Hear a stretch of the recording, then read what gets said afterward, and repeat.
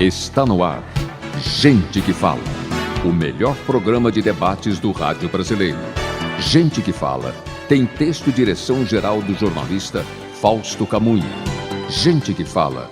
Reúne de segunda a sexta-feira formadores de opinião para discutir as principais notícias do dia. Gente que Fala. Tem o selo de qualidade APCOM. Olá, boa tarde. O programa Gente que Fala está começando ao vivo pela Rádio 365, sua rádio de todos os dias. Nossas imagens também pela UTV, a TV da internet, Instagram, Facebook, os nossos perfis nas redes sociais também estão no ar, nosso canal no YouTube, para você acompanhar essa nossa jornada de hoje, segunda-feira, e tem também a reapresentação a partir das 10 da noite pela Rádio Cultura, AM 990, de Dois Córregos, no Centro-Oeste Paulista, e também para outras 20 cidades lá da região. E o nosso convite aí pela próxima hora para você curtir, comentar, compartilhar a transmissão do programa Gente que Fala. Interaja com a gente, mande perguntas aos nossos entrevistados de hoje. 973350038 é o número. Mais uma vez, 973350038. Eu sou Mauro Friesman, como eu destaquei. Segunda-feira, então, vamos iniciar mais uma semana com empenho, com dedicação, saúde a todos e vamos formar aqui a nossa bancada, os nossos convidados que vão tratar dos temas por aqui propostos hoje.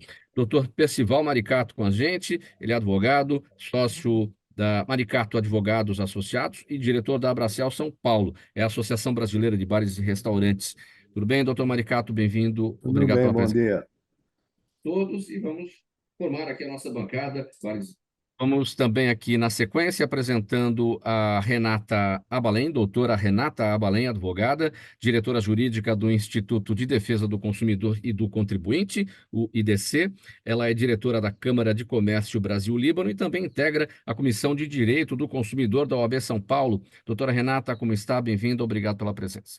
Obrigada, Mauro. É um prazer estar com você, com os nossos ouvintes e com quem está nos vendo aí ao vivo e a cores. Muito obrigada, é um prazer estar com vocês.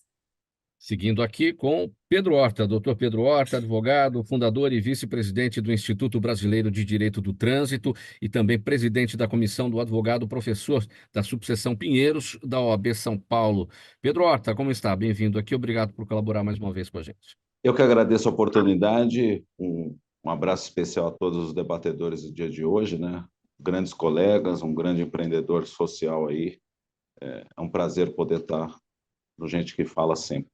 Obrigado, Pedro Horta. E também com a gente aqui o Fábio Silva, empreendedor social. Ele é fundador e CEO da rede Muda Mundo e é embaixador do ODS 3 da ONU, também líder da Academia de Líderes Ubuntu. Tudo bem, Fábio? Bem-vindo aqui com a gente. Tudo bem, Mauro? Bom dia, boa tarde a todos os nossos amigos aqui da bancada. Que seja um papo muito rico, esclarecedor para quem nos assiste. Vamos lá, nosso primeiro assunto da semana. Vamos tratar sobre o seguinte aqui no programa Gente que Fala. O presidente Lula enviará hoje ao Congresso Nacional, com urgência constitucional, o projeto de lei que regulamenta o trabalho de transporte por aplicativos. A proposta prevê que não haverá vínculo de trabalho previsto pela CLT, e estabelece regras como jornada de trabalho de 8 horas diárias, podendo chegar a 12, se houver acordo coletivo, criação da categoria trabalhador autônomo por plataforma, e também o trabalhador poderá escolher quando trabalhar e não haverá vínculo de exclusividade. Entre outros pontos, a proposta é bastante extensa. Mas vamos seguir aqui. Pedro Horta, eu começo com você a respeito desse tema. A categoria dos motoristas de aplicativos não está muito certa a respeito desta proposta em relação ao entendimento. Uns dizem que elas serão, que a proposta será prejudicial, outros aprovam. Quais são os benefícios e os riscos na sua avaliação, Pedro? Na verdade, para o governo, 27,5% de arrecadação ao INSS, 7,5% vindo do motorista de aplicativo e 20% da empresa que toma serviço desse profissional, sem uma unicidade dele ter que trabalhar numa empresa só, pode trabalhar nos mais diversos dispositivos. Em que pese garantindo 32% por hora R$ 32 por hora trabalhada e, ao fim do mês, que ele não ganhe menos que um salário mínimo. Veja, essa é uma bandeira que nem um taxista tem, né? Então, realmente, e veja, ainda nada foi feito e pensado na questão do aplicativo que faz entrega de encomendas, o motofrete, o motoboy. Então, não dá para legislar na emoção. Está tendo uma aceleração muito grande, por quê? No STJ já está tendo uma discussão no sentido de uniformizar a decisão, trazendo um vínculo empregatício ao motorista de aplicativo, à empresa que ele presta serviços. Então, ao passo que se tiver uma uniformização positiva vinculando a lei seletista, aí eu acho que inviabiliza a vez total. Você está fazendo algo muito na emoção. Tem que escutar mais as cadeias produtivas aí da mobilidade urbana, no meu ver. Mas o consumidor final, passe olhando isso, vai trazer um prejuízo. Doutor Percival Maricato, a sua avaliação, de qualquer forma, essa proposta do governo federal, ela surgiu já a partir de um grupo de trabalho que foi criado pelo próprio governo e que realizou, né, várias reuniões, várias audiências temáticas dentro do Congresso Nacional, enfim. Esse resultado não foi satisfatório para a elaboração dessa proposta? O que tem de risco e o que tem de vantagem para o trabalhador de aplicativo? Olha, acredito que está perfeitamente admissível, porque é um chute inicial, né? Uma proposta que, inclusive, vai ser discutida pelo Congresso e onde as partes que já participaram nesses 9 meses estiveram lá empregados e empregadores, né? Discutindo como fazer isso, mas sempre vai haver descontentamento, porque é impossível a perfeição nisso, na medida em que os aplicativos eles são uma novidade tecnológica e a gente está tentando administrar, e acho descabido a lei antiga, porque se você for colocar esses aplicativos na CLT, por exemplo, aquilo que foi uma enorme vantagem para o consumidor, que é agilidade, preço e tal, tudo isso pode desaparecer, porque aí vai ter um custo muito maior, né? Do que ele tem agora para a empresa. A empresa vai ter que repassar para o consumidor e nós poderemos deixar, então, de ter esse serviço interessante que são desses aplicativos, dos entregadores, enfim, é isso. Na área de bar e restaurante, por exemplo, todo mundo sabe que se for jogado algum preço sobre o delivery, esse preço vai para o produto e no produto consumidor final talvez diminua o consumo e talvez haja redução do emprego, porque as pessoas também vão passar a consumir menos do que consomem. Então, me parece que de interessante, nós estamos indo com outro direito do trabalho, queiramos ou não, essa é uma proposta, essa é uma das primeiras tentativas de administrar, de regulamentar a justiça, essa legislação trabalhista de uma outra forma e essas novidades eletrônicas, e nós estamos querendo resolver um problema social, porque também tem gente que não quer nenhuma regulação, que não é justo, porque nós estamos nos enganando. O preço dessas corridas de carro, dessas entregas de delivery, existe um preço social aí que não está sendo cobrado. Qual é? É o de aposentadoria, de seguro, enfim, seguro-doença desses trabalhadores, que uma hora essa conta vai chegar. Se não colocarmos agora na mesa, ela vai aparecer daqui a alguns anos. Muitos aí estão os futuros povo de rua, muita gente vai requisitar o SUS lá para frente, enfim, gente que precisa mesmo de aposentadoria. Então, é uma questão complexa, mas eu acho que isso vai permitir uma riqueza enorme de discussão social, de como regulamentar isso, garantindo-se segurança para o trabalhador e sem querer afligir o consumidor, aumentar o preço do consumidor. Acho que as empresas de aplicativo têm que fazer um pouco de sacrifício. Doutora Renata Abalém, o seu entendimento, o mesmo questionamento, vantagens e desvantagens dessa regulamentação, em que medida isso pode até representar mais para o próprio governo, em termos de vantagens, por conta de arrecadação, e menos para o próprio trabalhador e menos ainda para o consumidor, para o usuário do Uber, que pode ter um aumento de tarifa, evidentemente. Você que atua justamente nessa questão, né, sempre na defesa do direito do consumidor. Mauro, eu vou adotar o mesmo entendimento do Pedro Horta. Eu acho que isso vai cair no colo do consumidor. E como todas as coisas caem no nosso colo, no colo do consumidor, nós é que vamos pagar a conta. Isso aí, não imaginemos que as empresas de aplicativo vão pagar sozinhas, não imaginemos isso. E todas as vezes, ouvindo o Pedro, ouvindo o doutor Percival, o que eu posso pensar é o seguinte: o Brasil parece que é uma conta que não fecha, porque você observa os argumentos de um, observa os argumentos de outro, e todos eles têm razão. Mas eu vou adotar a corrente do Pedro. Eu acho que esse afã de fechar um acordo foi em razão do processo que está no STF. Eu acho que o governo quis se antecipar para que talvez não tivesse um julgamento que talvez pudesse fugir-lhe às mãos e ele ficasse as rédeas do negócio. Penso que, embora tenha sido objeto de um estudo já, de debate, eu ainda acho que foi precipitado e acho que ninguém pensou no consumidor. Gostaria de crer que isso é uma miragem, isso é um sonho, que isso é um pesadelo, isso não vai acontecer, mas eu acho que não. Eu acho que vai cair no colo do consumidor. Acho que o Pedro, quando ele fala que nós vamos acabar comprando carros, eu acho que talvez nós não cheguemos a isso, até porque hoje a indústria nos oferece um carro elétrico. Se você vai nas lojas, estão vendendo carro elétrico. Nós não temos energia nas nossas casas, que dirá energia para abastecer um carro para poder andar. Então, nós estamos ainda cercados é, de uma situação que nós não temos o controle dela, nós só podemos fazer o que nós estamos fazendo aqui, ilação. Mas, para quem está nos ouvindo, eu posso dar essa dica: apertem os cintos, pessoal, porque nós vamos pagar a conta. O nosso aplicativo ele vai deixar de ter um preço dinâmico, esse preço dinâmico ele vai ser uma constante.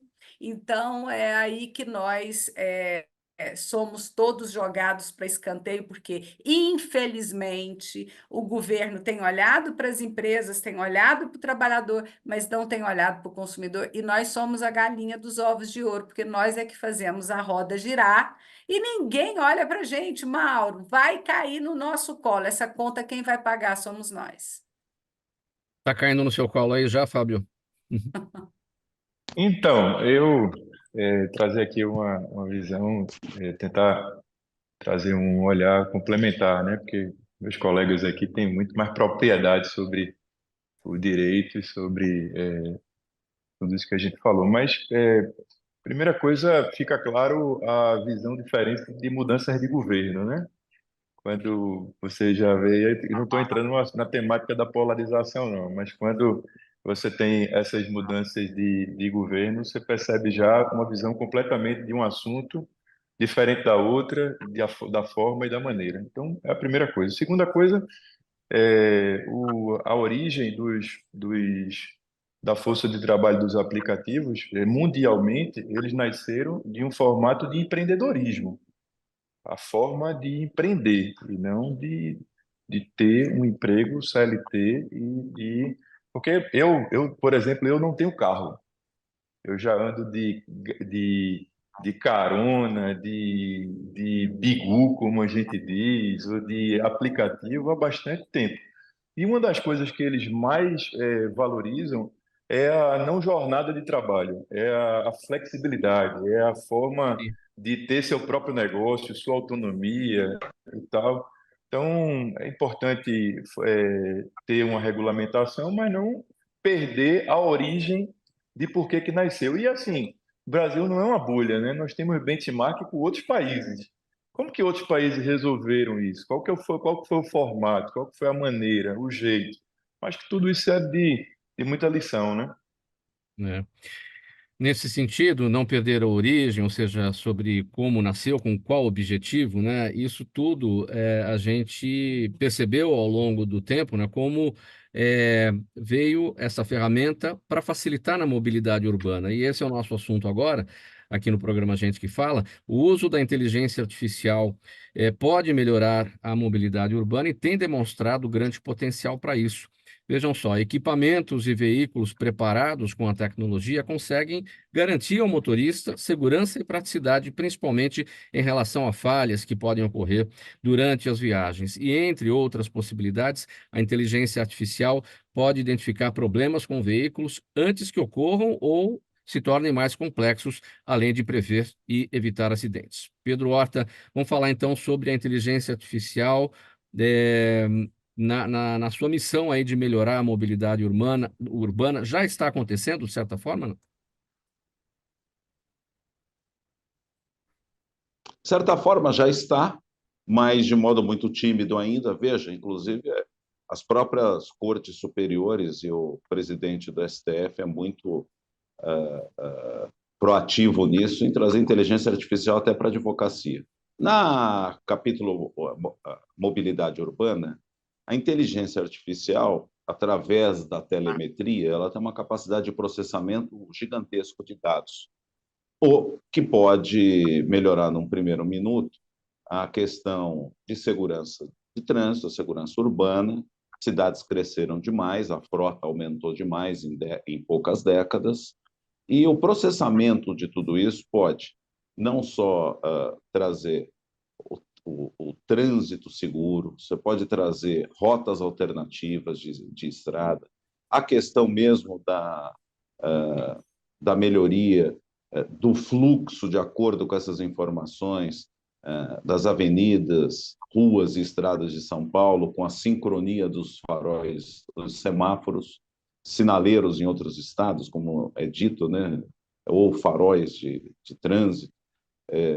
Esses dados coletados inicialmente a partir do transporte público, do motofrete, do mototáxi, dos motoristas de aplicativo, do táxi, pode trazer e traz, sim, uma tomada de decisão, inclusive rápida em momentos de pico ou momentos de crise no trânsito, como um acidente, etc., aliado a tudo isso. São os insights, inclusive, para o gestor conseguir ter uma tomada de decisão correta.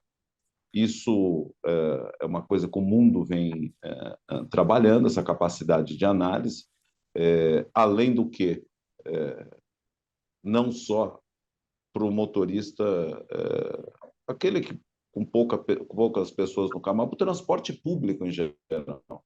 O transporte público fica muito mais ágil, muito mais célere, há uma redução da poluição do ar com isso, porque a fluidez dos automotores fazem com que o ar ele tenha uma redução também nesse sentido de poluição, e são primeiros movimentos para aí chegarmos, como a doutora falou para nós aqui, e é verdade, para que a gente tenha um padrão para um carro elétrico eficiente que atenda a população. Então, são esses dados que vão começando a serem trabalhados, não só no judiciário, que a gente chegue ao primor de poder ter outras matizes aí de combustão, como o carro elétrico. Esses estudos eu acho que vão propiciar muito os locais que devem ter as tomadas de funcionamento, que podem ter as placas de solar. Então, hoje, mobilidade urbana ela faz parte do grande contexto de projetos de governo e de Estado de qualquer nação. Existem estudos, Pedro Horta, sobre os custos de implantação da inteligência artificial por parte do poder público mesmo, para melhoria do trânsito, como você falou aí da sincronia ou do sincronismo, né, dos semáforos. Por exemplo, os próprios ônibus poderiam ter esses dispositivos, porque eles seriam monitorados enquanto transporte público e, a partir deles, até monitorar o transporte particular.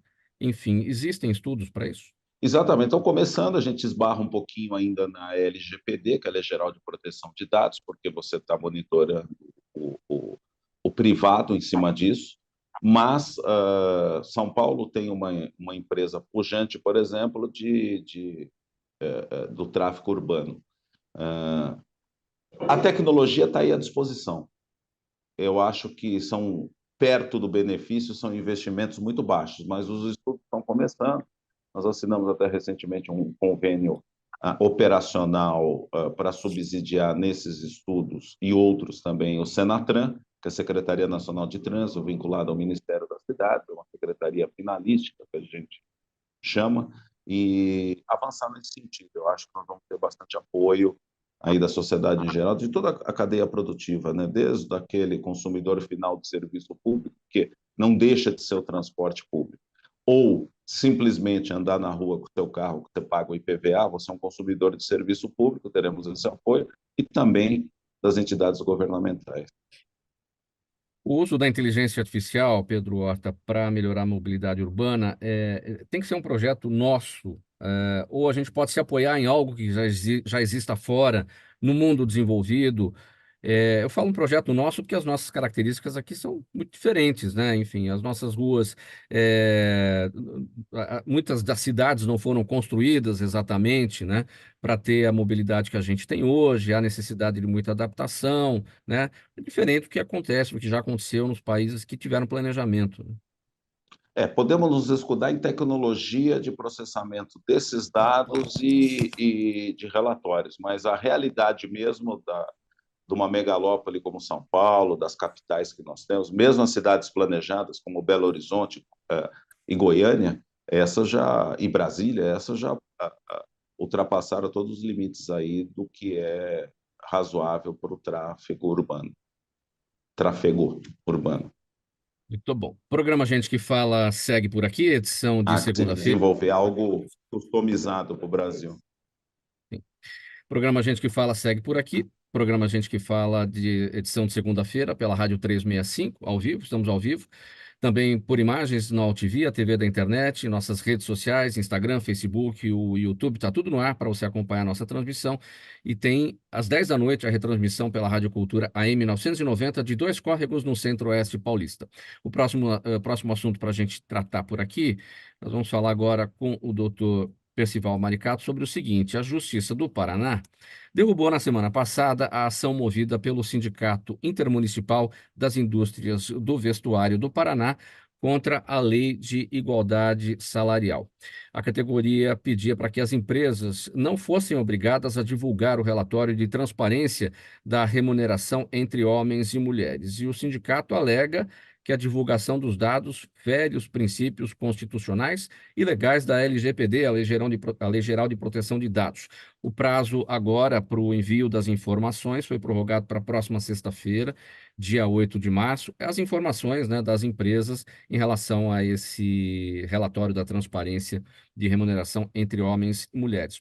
Bom, caiu por terra, né, doutor Percival Maricato, essa alegação lá do sindicato, que vamos dizer aqui, o sindicato dos patrões, né, lá no Paraná. Sim, caiu por terra porque, inclusive, a divulgação não é ostensiva, não é para todo mundo, ela é dirigida a um órgão governamental que vai ter obrigação, sim, de guardar sigilo. Então, vamos esperar, porque pode haver um recurso e, sem dúvida, é uma discussão que tem que ser feita.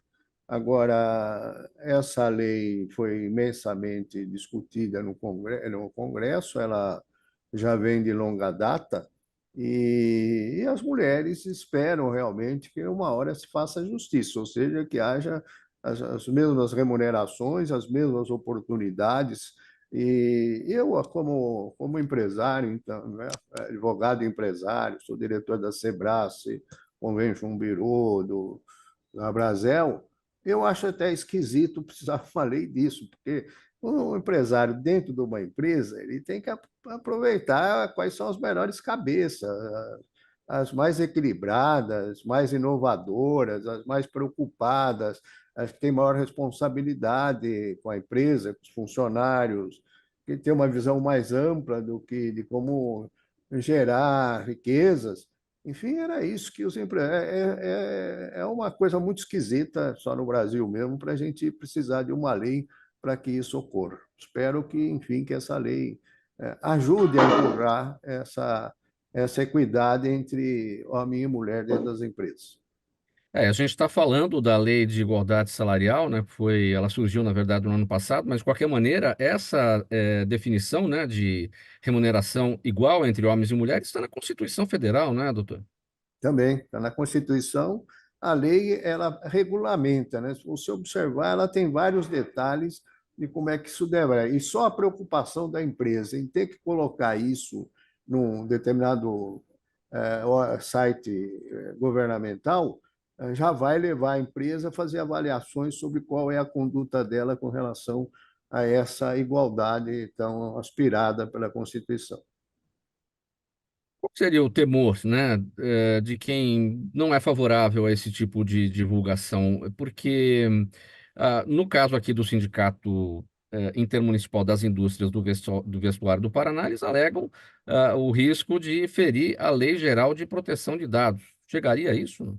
Chegaria a isso. Se você for houver uma divulgação, também não é interessante nem para as mulheres, né, que seriam beneficiadas. O que eu acho que é um temor dentro das empresas é o tempo de ajuste, né? Porque você, às vezes, já lá atrás você vinha com determinada política de remunerações, de salário, você observava, queira ou não, a situação entre homem e mulher, situação concreta, por exemplo, mulher ficar grávida, aquela velha história.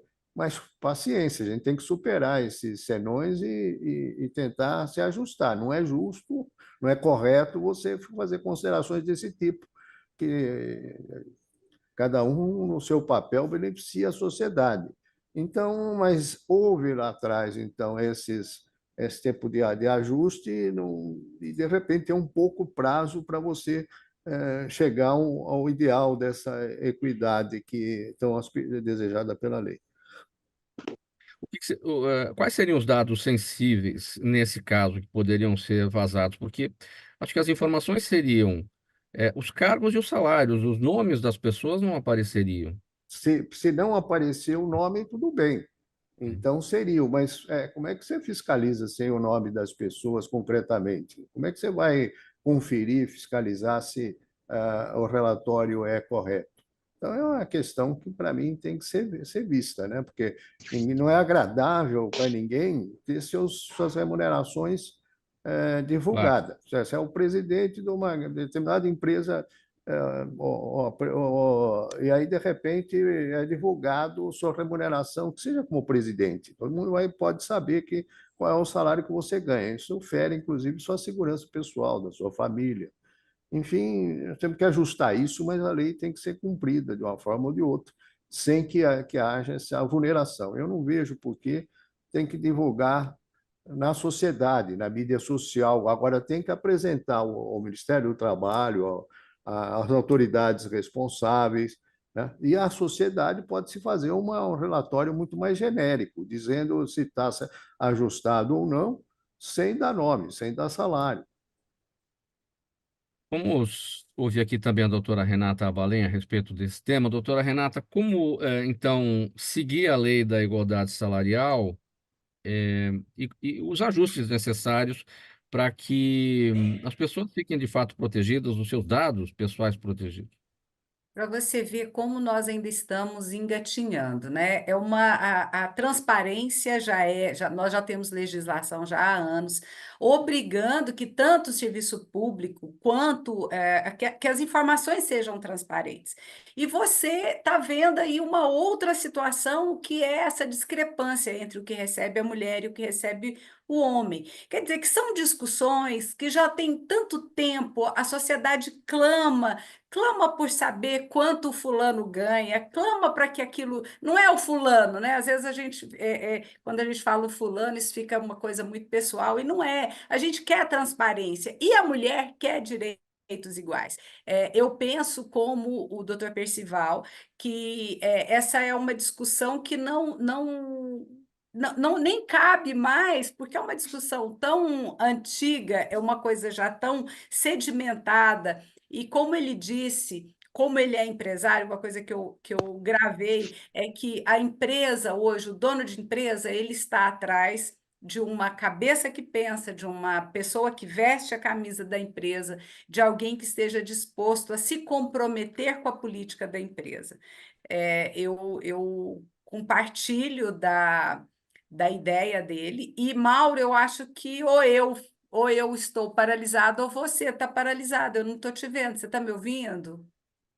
Eu estou por aqui, eu vejo todos, vejo todo mundo. Está todo mundo no ar. Então tá ótimo, porque você paralisou. Então, esse é meu entendimento. Com relação à LGPD, como é uma coisa muito nova, inclusive a Autoridade Nacional de Proteção de Dados, ela ainda não. Eu vou falar uma coisa que eu não estou muito certa, mas ainda não vemos um agir da autoridade que possa nos garantir. Por que eu estou falando isso? Não em casos como os tais, mas, por exemplo, nós temos conhecimento de vazamento de dados bancários, de vazamento de dados de consumidores, de devedores, e nós não vemos nada de muito robusto acontecer. Então, quando a gente fala de LGPD, também acho que nós estamos engateando na legislação, até porque nós não temos uma agência, porque a autoridade não tem essa característica de agência, mas eu acho que nós poderíamos ter um órgão que nos defendesse, que estivesse mais à frente. Então, é o que eu posso dizer, porque eu não estou apta a emitir porque eu não tenho entendimento sobre um caso específico como esse, Mauro. Pedro Horta, sua análise. Estou aqui. O que mais me preocupa em tudo isso é que os empresários são obrigados a passar o recolhimento do INSS sob pena aí de apropriação indébita e o fundo de garantia fazer os depósitos. Obviamente, o governo está jogando para a galera, porque um governo trabalhista tem que ter a resposta para a Organização Internacional do Trabalho dessa discrepância entre homens e mulheres e mostrar que está fazendo alguma coisa.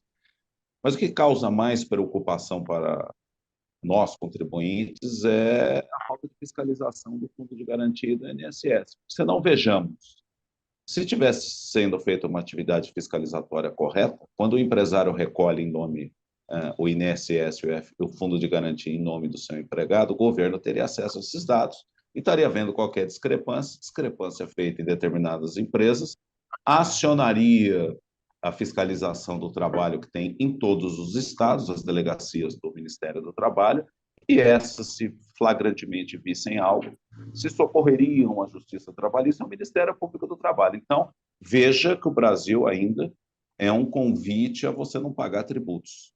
Depois, aquele bom pagador de tributo, ele está na sujeição do governo, numa medida eleitoreira, de fazer aqueles grandes pacotes de pagamento de dívidas de tributo,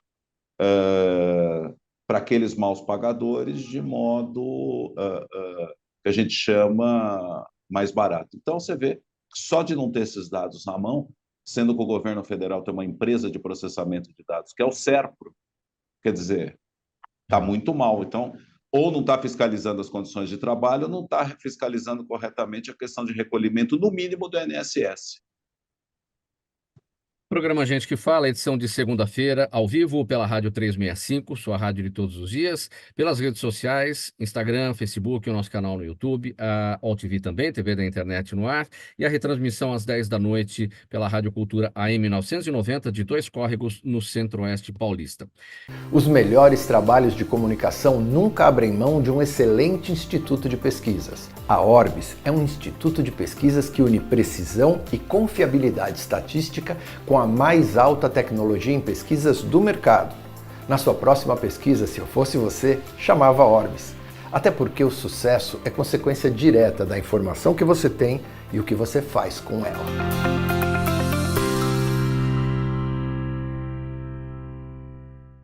Próximo assunto por aqui. Olha, gente, a renda feminina comprometida com dívidas bateu recorde neste começo de ano. Em janeiro, 30,5% do orçamento mensal das mulheres estava destinado a quitar empréstimos. Um problema que pode agravar a situação é a chamada Pink Tax. É a taxa rosa ou o imposto rosa, né, que nada mais é do que a prática de cobrar mais caro por artigos femininos. As mulheres pagam, em média, 12,3% mais em produtos idênticos àqueles direcionados ao público masculino, apenas por serem rosa. Doutora Renata Abalém, ou seja, vamos pegar aqui com o tema anterior, as mulheres, além de ganharem menos, pagam mais pelos mesmos produtos comprados pelos homens. Eu sei que você está querendo começar com esse argumento, e nós temos muita coisa para falar sobre isso, mas eu gostaria de chamar a atenção, Mauro, do seu ouvinte, que a primeira coisa que é o texto dessa sua chamada é o endividamento feminino. As mulheres não deviam mais que o homem. Então, desde 2021, a CNC, os grandes veículos de comunicação estão apresentando pesquisas sérias, estudos sérios, falando o seguinte: em 2021, pela primeira vez no Brasil, a mulher está devendo mais que o homem. Isso para nós, deveria ser a primeira situação de estranhamento, tá?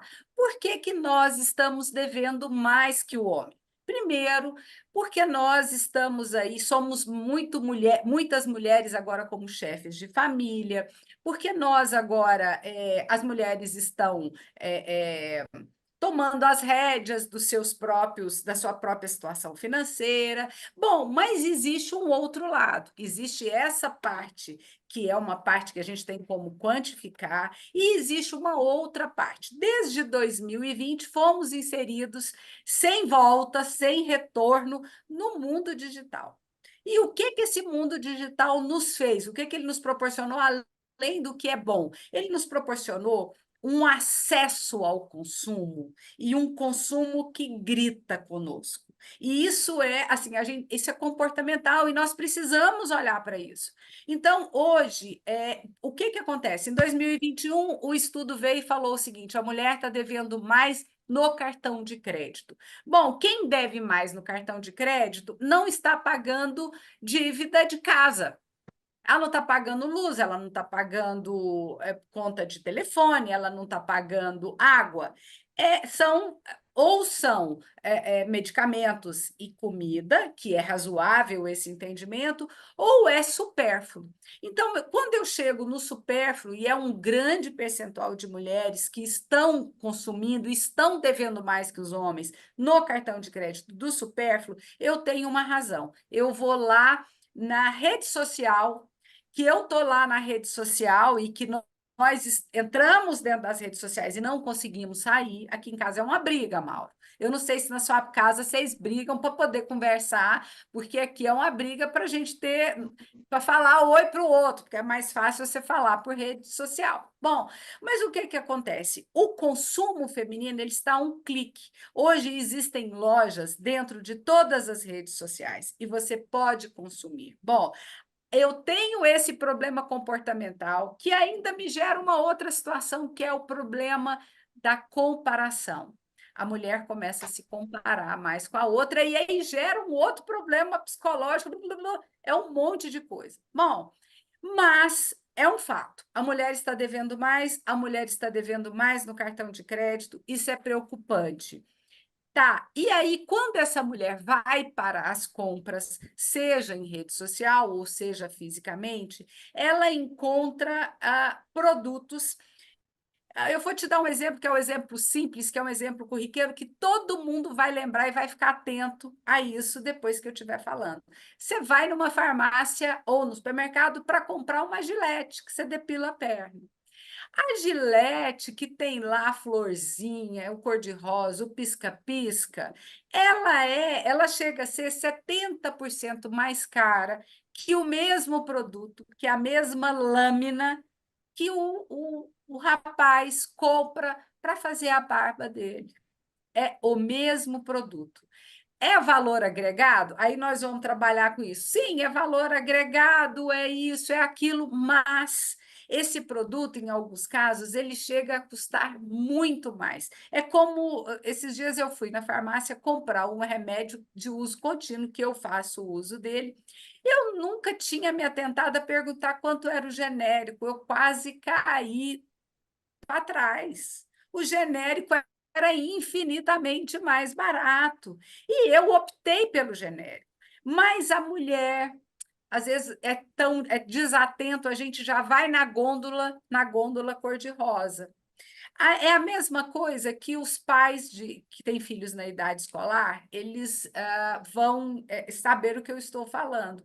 Quando você vai comprar caderninho, o caderno para o menino, no máximo, ele tem um carrinho, ele tem um Batman, ele tem um Homem-Aranha, ele tem o que for.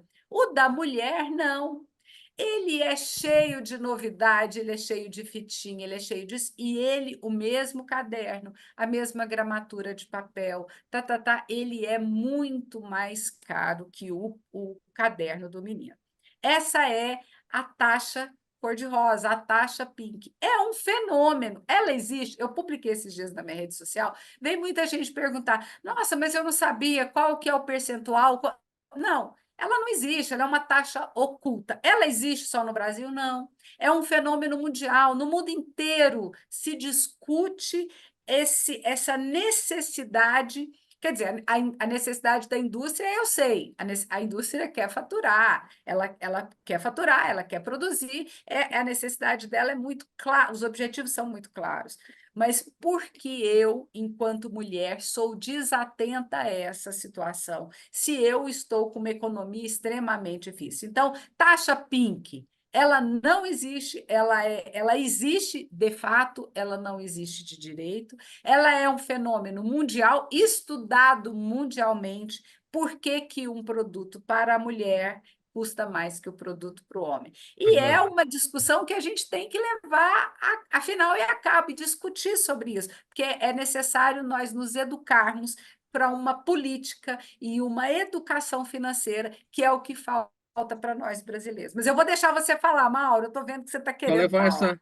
levar essa discussão adiante, isso é fundamental. O que que as instâncias de defesa do direito da consumidora, né, pensam a respeito disso? Porque, por exemplo, a mulher vai comprar uma calça jeans, o homem vai comprar uma calça jeans, são calças diferentes. A calça do homem é uma, a calça da mulher é outra. Essa taxa está incluída? Tá? Agora, um aparelho de barba masculino é o mesmo do aparelho que a mulher vai usar para se depilar, muda a cor, né? Essa prática não poderia ser proibida, não deveria ser proibida. Ou seja, faz um verde ali, faz um marrom, serve para todo O mundo. neutro, né? Uma cor neutra. É. Na verdade, nós trabalhamos, o Brasil trabalha com livre comércio, todo mundo pode, desde que seja lícito, apresentar ao mercado aquilo que lhe convém. E cada um compra aquilo que lhe convém, aquilo que cabe no seu bolso. A situação é essa, é que nós, enquanto sociedade, nós ficamos desatentos a isso, a esses produtos que são exatamente iguais. E aí você vai e fala o seguinte: é como um genérico. Né? É o exemplo do genérico. Se eu posso adquirir um genérico que é menos da metade, mas o médico me receita o remédio X e eu vou na farmácia e desatentadamente eu não pergunto por um genérico, né? E aí eu compro a marca. Eu compro o valor agregado do laboratório, eu compro a embalagem mais bonitinha do laboratório, ou eu compro a artista da televisão que está lá falando: olha, você está com cólica? Então, para a sua cólica menstrual, você leva esse remédio. Esse remédio para cólica menstrual, você tem ele. De todo jeito, ele é infinitamente mais caro, mas é a mesma composição de um remédio para dor de cabeça. E a mulher, e a indústria, claro, vai ficar de olho na mulher. Tem as mulheres mães de família, enfim, que tocam suas famílias sozinhas, mas tem as mulheres que mandam em casa no bom sentido, né? Elas que resolvem, elas que tomam as decisões, elas que vão às compras, enfim. Então, o olhar em cima da mulher por parte da indústria sempre vai existir, sempre vai ter este objetivo, né?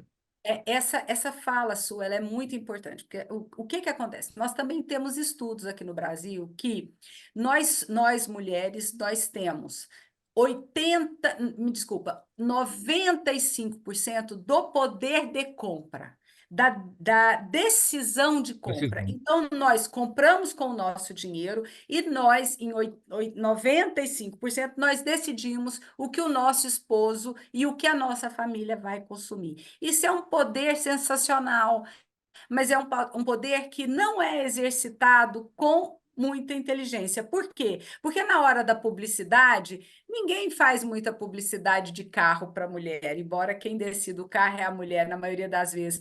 Então, todo mundo faz propaganda para o homem. E aí a gente vai questionar esse mercado, porque, infelizmente, ainda é um mercado muito masculino.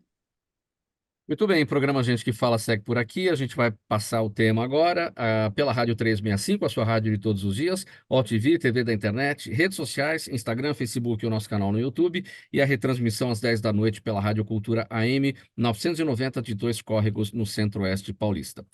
Fábio Silva, vamos falar sobre o seguinte: com mais de 4.400.000 horas de voluntariado e quase 225 mil pessoas beneficiadas, a rede Muda Mundo busca transformar a vida de quem está em situação de vulnerabilidade social. O foco do seu ecossistema é gerar um impacto por meio da transformação de diferentes localidades, garantindo que as comunidades sejam atendidas das mais variadas formas, com projetos de qualificação, profissionalização, responsabilidade social, saúde mental de seus líderes, entre outros processos. Como é que nasce a rede Muda Mundo? Como é que é a atuação no Brasil? Fábio. Então, a gente está num país com uma desigualdade social muito grande ainda, baixo acesso às famílias que vivem nas comunidades brasileiras à oportunidade. A gente ainda tem uma educação pública com muita dificuldade de qualidade, assim então quanto mesmo todos reconhecendo os avanços e o ganho que o SUS é no Brasil e uma referência global. Também temos problemas de saneamento, habitação, acesso à justiça. A Rede Muda Mundo se colocou como uma plataforma que conecta quem quer ajudar com quem precisa de ajuda. É como se fosse quase que um governo paralelo, onde que as pessoas que querem e gostariam de fazer uma atividade voluntária. Aí, quando eu falo atividade voluntária, isso pode ser através da sua vocação. Eu toco um instrumento musical, eu tenho muita facilidade para ensinar alguém a ler, como um advogado, um médico, um professor, em todo o país. A gente estava falando agora há pouco aqui sobre os aplicativos, o Transforma, que é o nosso match do bem, que faz parte da rede Muda Mundo. Ele conecta quem quer ajudar com quem precisa de ajuda, ou seja, ele faz o match. Então, você se cadastra, diz seu nome, sua idade, região, quais são as causas que você quer ajudar. Tá tudo conectado com as ODS, com a Agenda 2030 da ONU. Então, isso vai cruzar com todas as vagas disponíveis em São Paulo, no seu bairro, e trabalhos voluntários que podem acontecer em todo o país. Então, nós temos hoje mais de 1 milhão de brasileiros cadastrados na plataforma e mais de 12 mil ofertadores de vagas. Ou seja, nesse momento, no Transforma Brasil, tem alguém precisando da gente que está aqui assistindo e que pode ajudar. E a gente já descobriu, todos nós, assim, não sei se todos aqui fazem trabalho voluntário, não sei se aqui todos já têm uma agenda de trabalho voluntário. Por que o trabalho voluntário é importante? Faz bem para quem faz. 2, cresce o nível de esperança e de boa atmosfera no país. Tem muita notícia ruim, né? A gente precisa de notícia boa. 3, o profissional do futuro, a gente está falando aqui sobre profissões, o profissional do futuro, esse soft skill de liderança na escassez, de forma colaborativa, gente que tem uma agenda coletiva, isso conta muito ponto para o profissional do futuro. Então, assim, tem várias coisas que acabam, e sem falar, que a gente sabe que muita gente que está nos assistindo pode estar vivendo um momento de pânico, depressão, dificuldade de saúde mental, emocional, e servir traz para a gente o sentido de por que a gente veio, para que a gente veio. Então, A Rede Muda Mundo, ela é um ecossistema de inovação. Inovação, quando eu falo, é usar o aplicativo para responder isso. Ou seja, usar as redes sociais, usar uma plataforma para conectar tudo isso. A plataforma, por exemplo, ela emite o certificado de horas extras curricular. Então, a gente pode ajudar na formação do alunado. Então, o Transforma é uma iniciativa que faz parte da Rede Muda Mundo. Nós temos o Transforma Brasil, Portugal e Chile. É um projeto brasileiro que hoje está fora do Brasil. Nós temos também o Porto Social, acho que vocês já devem ter ouvido falar bastante do Porto Digital, é o maior ecossistema de tecnologia, um dos maiores do Brasil. E nós temos o Porto Social, que a gente incuba, acelera ideias sociais, ou seja, alguém quer criar um negócio social ou quer mudar alguma problemática social, mas não tem a ver com o terceiro setor, tá? Tem a ver com o setor 2,5. Vou explicar. Primeiro setor, governo. Segundo setor, negócios. Terceiro setor, sem fins lucrativos. A gente acelera negócios sociais, que é o setor 2,5. Alguém que quer montar um negócio, mas que quer ter um impacto social, um impacto ambiental. Então, nós temos o Porto Social.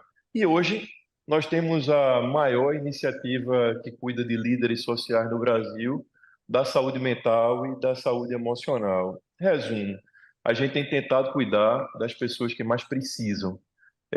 Nós temos muita gente hoje no país fazendo trabalho social, mas a gente também tem muita gente hoje no país, através das empresas, buscando uma pauta ESG. Então, a Rede Muda Mundo ela é uma plataforma de ESG, ou seja, ela pode ser a solução para as empresas de impacto e de transformação social. Fábio Silva, qual é a disposição e a disponibilidade, né, dos brasileiros para a realização de trabalhos voluntários? Porque, assim, será que a nossa própria vulnerabilidade social não compromete essa capacidade? Porque se a pessoa está desempregada, ela está sem dinheiro, ela até gostaria de fazer um trabalho social, mas ela está impedida, ela está atrás de emprego, ela não pode dispor do tempo dela que ela tem para uma atividade remunerada para fazer um trabalho voluntário. Então, nessa situação que a gente tem de alto desemprego, isso acaba comprometendo, até poderia ser um resultado melhor de trabalho voluntário no Brasil. Mas, Mauro, é quem mais faz trabalho voluntário. Quem mais ajuda é quem menos tem. Quem mais ajuda é quem menos tem. E quem pouco ajuda, geralmente, é quem mais está olhando para a sua própria vida, para o seu próprio entorno, para as suas próprias. Vamos lá, se você chega numa comunidade vulnerável de Salvador, e você chega numa casa, num barraco, a pessoa vive ali de forma completamente insalubre. Você não tem esgoto, você tem energia sendo puxado por um gato. Aí você chega lá, tem uma senhora cuidando de 13 crianças, 13, 10, 11. Aí estão todos chamando ela de vovó, de tia. E eu pergunto, ó, a senhora tem quantos filhos? Ela disse, não, nenhum. E como a senhora tem 10, 9 crianças aqui? Não, porque aquela dali a mãe está presa. Porque aquela dali a mãe foi trabalhar. Então, assim, gente que vive nas comunidades, elas não vivem no Brasil, elas sobrevivem. E o jeito de sobreviver é através exatamente dessa colaboração. A classe média brasileira, ela não tem hoje uma agenda de trabalho voluntário, de serviço voluntário. Agora, assim como o carro que na hora que você não colocou o cinto, você levava a multa, a gente precisa que as empresas valorizem quem faz trabalho voluntário nos seus RHs. A gente precisa que os governos, na hora que tem um concurso público a ser lançado, coloque também lá que quem faz trabalho voluntário tem uma agenda cidadã também conta ponto. Isso acontece no Canadá, isso acontece na Alemanha, nos Estados Unidos. Então, isso tem muito a ver com mudança de cultura. Leva tempo, mas a gente precisa de regulamentação, se essa é a palavra que pudesse ajudar. Você chegou no ponto, mudança de cultura, mudança de comportamento. Você destacou, os que menos têm são os que mais fazem, os que mais colaboram, e que a classe média não tem essa agenda. Ou seja, como é que a rede Muda Mundo faz essa interlocução, né, com esses setores que teriam muito mais condições de fazer os seus trabalhos voluntários e que não fazem por uma questão cultural, uma questão de comportamento. Conversando com os prefeitos, com os governadores, com os senadores, com os ministros, tentando colocar essa agenda transversal, conversando com o setor empresarial, conversando com os líderes de projetos sociais, porque muitas vezes o projeto social ele não tem recursos. mas ele pode ter um fotógrafo voluntário, ele pode ter um advogado voluntário, ele pode ter um professor. Então, eu acho que esse é um trabalho multissetorial de coalizão, é o que a Rede Muda Mundo tem buscado fazer. Bom, como é que chega lá? Caminho das pedras para acontecer. Quem tem o trabalho voluntário a oferecer e quer chegar na outra ponta para fechar esse ciclo. Todo mundo que está nos assistindo, primeiro olhar do seu lado qual é uma ONG, um trabalho voluntário que está aí, mas se você não tem do seu lado, do seu trabalho, da sua casa, entra lá, por exemplo, transformabrasil.com, baixa o aplicativo e começa a se cadastrar, divulgar, redes sociais a mesma coisa, Transforma Brasil, e tudo isso faz parte da Rede Muda Mundo, e eu estou aqui com meus amigos aqui, e todos nós podemos fazer um trabalho voluntário e ajudar. E eu acho que você pode até ir para uma creche, pintar, ser palhaço, tal, mas o trabalho voluntário que você poderia mais ofertar é a sua própria profissão. Ou seja, quem tem um serviço, quem tem uma atividade, se oferta horas do seu trabalho que faz tão bem. Para quem não pode ter acesso, a gente muda esse país. Muito bem, gente. O tempo do Gente que Fala já chegando ao fim. Temos ainda 2 minutos. 15 segundos para despedida de cada um. O Fábio está com a palavra. Vamos lá, Fábio, sua despedida. Bem breve. Mauro, abração, meus amigos também. Foi um prazer e que a gente possa construir um país muito mais justo, fraterno e leve. Obrigado, Fábio. Doutor Percival Maricato, sua despedida, 15 segundos, por gentileza. Faço o meu também esses votos, que a gente consiga esclarecer a população e consiga lutar para aprimorar essas legislações todas e para viver um país mais justo, né? Mais inclusivo, mais próspero, com maior justiça social, principalmente. Muito obrigado. Obrigado, doutor Percival. Doutora Renata Abalém, sua despedida. Muito obrigada, Mauro. Obrigada aos ouvintes, obrigada aos colegas debatedores. Fábio, eu fiquei impressionada com a sua fala. Já estou aqui te seguindo, já vou ver em que eu posso me candidatar. Eu acho que o Brasil realmente precisa de gente que pensa, e depois de gente que pensa, de gente que age. Mauro, um prazer estar aqui com você. Muito obrigada. Gabriel, gente que fala, gerando gente que pensa, que gera o gente que age. Pedro Horta, sua despedida. Parabenizar aí os colegas pelo alto valor de debate, saudado advogado, doutor Percival, doutora Renata também, que comunga aí da nossa matéria e disciplina da vida toda, que é o constitucional, nossa representante na comissão, na seccional. Fábio, parabéns aí pelo seu trabalho. Nós, na Ordem dos Advogados, já temos até previsão legal para isso, que a advocacia pro bono, aquela que é feita de modo gratuito para ajuda, e a OAB tem feito bastante atuação em cima disso. É muito válido, já várias gestões têm feito isso, de vários presidentes diferentes, e não tem sido diferente na atual. Vamos estar mais próximos. E o terceiro setor é realmente aquele que vai dirimir e diminuir as mazelas aí da sociedade. E eu acho que estarmos de mãos dadas com projetos como esse é maravilhoso. E muito obrigado, Mauro. Sempre uma boa notícia, igual o meu querido amigo Fausto Camunha. Ponto final nessa edição do programa Gente que Fala. Abrimos muito bem essa nossa semana, aqui com a presença do Dr. Percival Maricato, advogado, sócio da Maricato Advogados Associados. Ele é diretor da Brasel São Paulo, é a Associação Brasileira de Bares e Restaurantes. Também com a gente, doutora Renata Abalém, advogada, diretora jurídica do Instituto de Defesa do Consumidor e do Contribuinte, IDC. Também diretora da Câmara de Comércio Brasil-Líbano, e ela integra a Comissão de Direito do Consumidor da OAB São Paulo. Dr. Pedro Horta, advogado, fundador e vice-presidente do Instituto Brasileiro de Direito do Trânsito e presidente da Comissão do Advogado Professor da Subseção Pinheiros da OAB São Paulo, e o Fábio Silva, empreendedor social, fundador e CEO da Rede Muda Mundo, e ele é embaixador da ODS 3 da ONU e líder da Academia de Líderes Ubuntu. Muito obrigado mais uma vez pela presença de todos, em nome de toda a equipe do programa Gente que Fala, sempre aqui realização da ABCom, apresentação minha, Mauro Friesman, pauta e redação Pedro Schiavon, Zenilda Salvato, nossa diretora de produção, jornalista Fausto Camunha, nosso diretor-geral, e você do outro lado, sempre espectador, você ouvinte, internauta, a razão da nossa presença presença aqui todos os dias. A gente volta amanhã, a partir do meio-dia, pela 365, sua rádio de todos os dias, AllTV, TV da internet, redes sociais, Instagram, Facebook, o nosso canal no YouTube e a retransmissão às 10 da noite pela Rádio Cultura AM 990 de Dois Córregos, no Centro-Oeste Paulista. Na companhia agora você vai ficar aqui pela 365 com o Lucas Neto, muita informação bacana nesse início de tarde para você acompanhar. Lucas, bom programa para você, um abraço a todos, tchau, até amanhã. Gente que Fala tem texto e direção geral do jornalista Fausto Camunha. Gente que Fala reúne de segunda a sexta-feira formadores de opinião para discutir as principais notícias do dia. Gente que Fala tem o selo de qualidade APCOM.